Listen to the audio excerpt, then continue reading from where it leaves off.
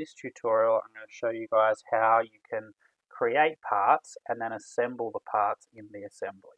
So let's go ahead and create a new document. I'm going to call this document a mirror frame, and it's actually going to be the same project as what we do for Year 9 timber. So inside your document we can actually make multiple parts using just one sketch. So that's what we're going to do here. We're going to make the top, the side and the bottom piece all inside the one sketch.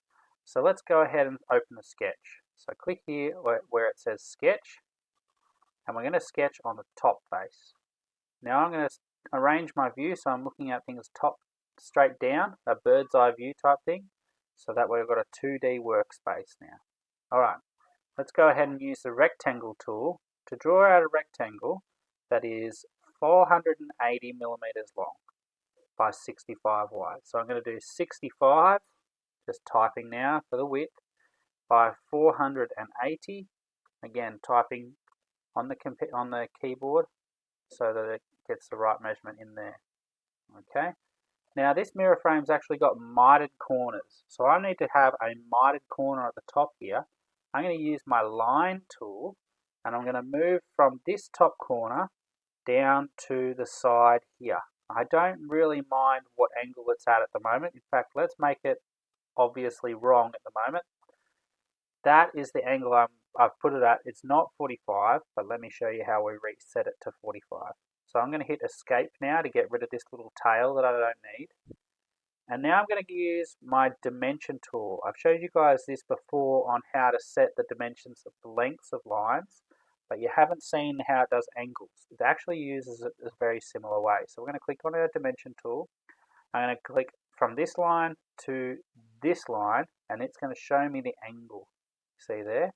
I'm going to plop that angle down, and I'm going to resize that angle to 45 degrees. Okay, there we go. There's our side piece. I'm going to draw another rectangle now for our top piece. This top piece needs to be 510 millimeters long by 65 mil wide. Now you can see my pieces are overlapping here. I don't want that, so I'm going to hit escape. I'm going to grab my piece. Actually, I'm going to grab all four sides of my piece. So I'm going to hold shift and click on all four sides. By holding shift, I can grab more than one thing at once. I'm going to move it over. Okay, now that I'm happy with it, I can click off the image. Alright, now I need to have the 45 degree angle on these ones as well. So let's go ahead and do the same thing as what we did before, making that 45 degree angle there, and from here to here. This one has a 45 degree angle on both ends. And again, from here to here, now that one is already 45 degrees, so I don't need to change anything about it. From this one to this one is 45.335, so I'm just going to change it to exactly 45. Okay, and there's my top piece. Now the last one is our bottom piece, and it's just a straight length rectangle, and it moves out. We need it 380 mils long and 130 mil wide. It's going to be twice as wide as these other pieces. 65 plus 65 is 130, so it's twice as wide, and I think those dimensions are quite pleasing. Alright, we're going to hit the tick.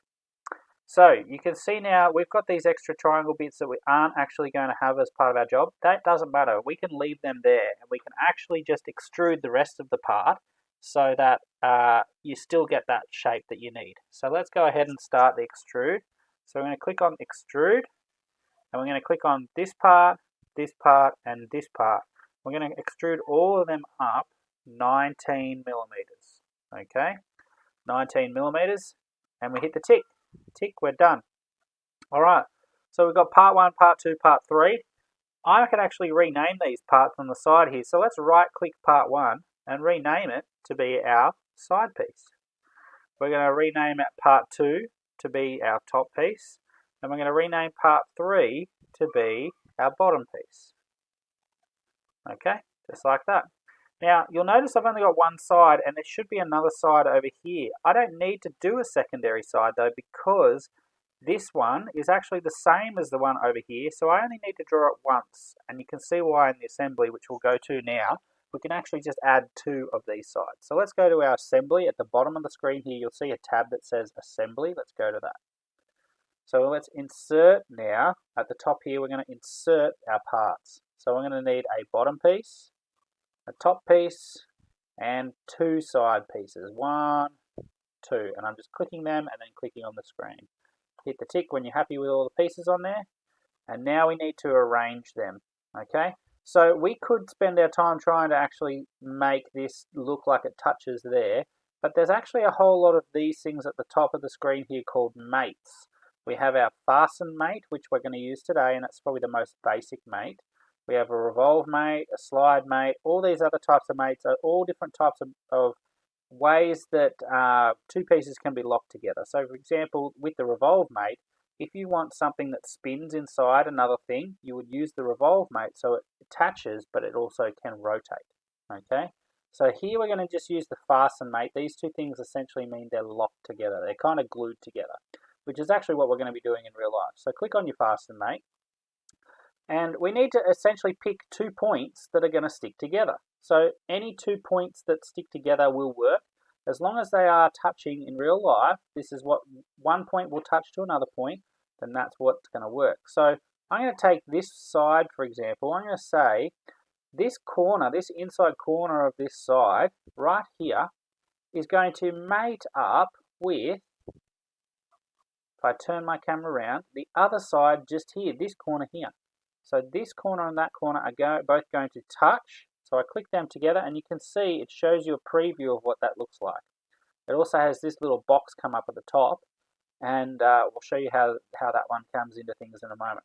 So if I like how that fits together, and I do, it looks like it fits fine. Yep, it's perfectly aligned, so I hit the tick. Okay? Alright, so now you'll notice it goes straight to fasten to. It opens the next mate for you because usually you do have a whole series of mates together. So this time I'm going to use a different corner. This time let's go to this other piece down here, and let's say we want this corner. Okay, this piece actually has to flip over 180 degrees, so I need to actually flip it so that it's touching this top corner. Okay, now you can see those 2 points are touching right now. They're touching, but the angle of this piece is not right. If I go ahead and I flip this piece over twice, then it's actually revolved into the slot that I need.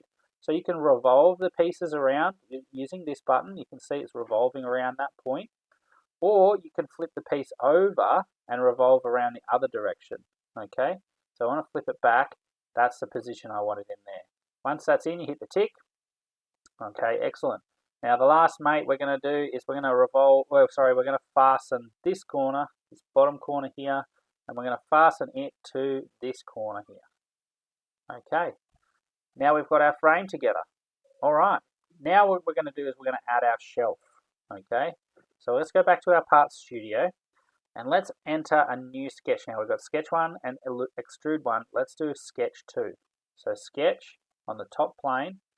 And again, I'm going to draw these pieces on the same plane, but it's going to be in a different sketch. So the first thing I'm going to do, I'm going to draw my shelf out. My shelf, I want it to be 490 by 65. Okay, so there's my shelf. Now I actually want the corners of my shelf to be rounded off. So I'm going to use this little tool here, the fillet tool, and I'm going to click on this side and this side, and it's going to show a little fillet in the corner, and it's got a radius of 10 mil.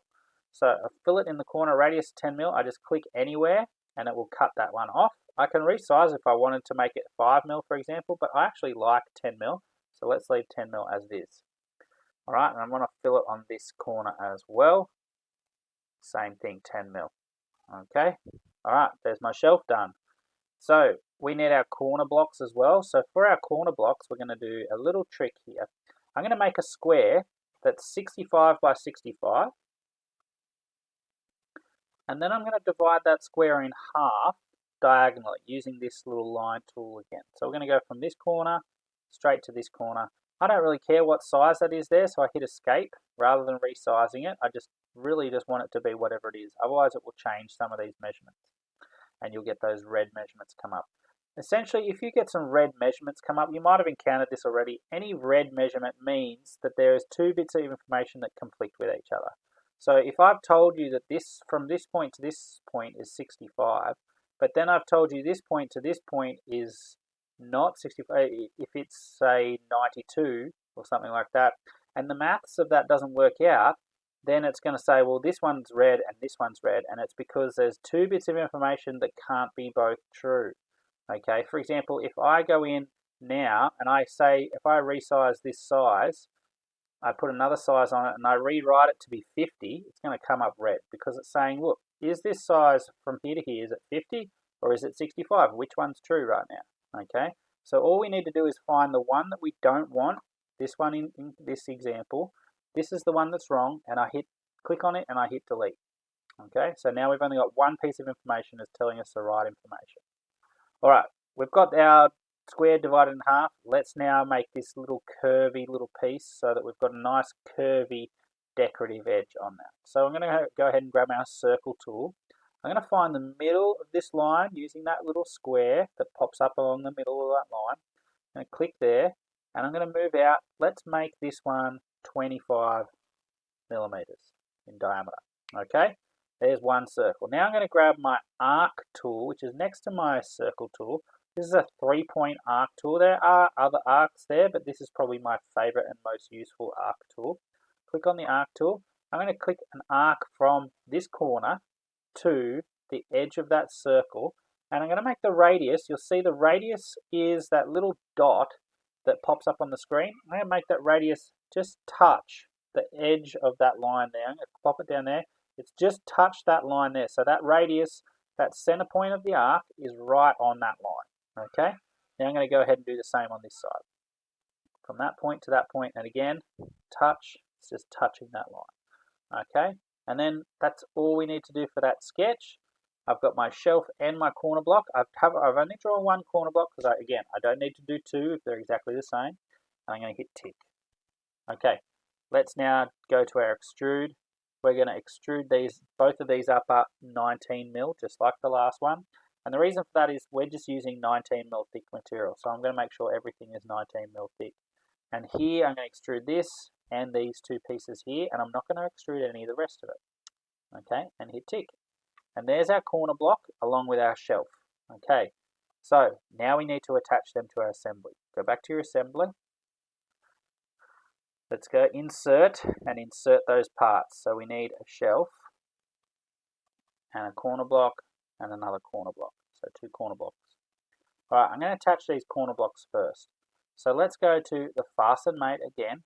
I'm going to turn so I can see the back angle of these corner blocks because I want to snap them onto the back. So I'm going to take this very back corner here and I'm going to snap it onto this corner here. Okay, need to turn it so it's facing the right way. There we go, it's in the right position.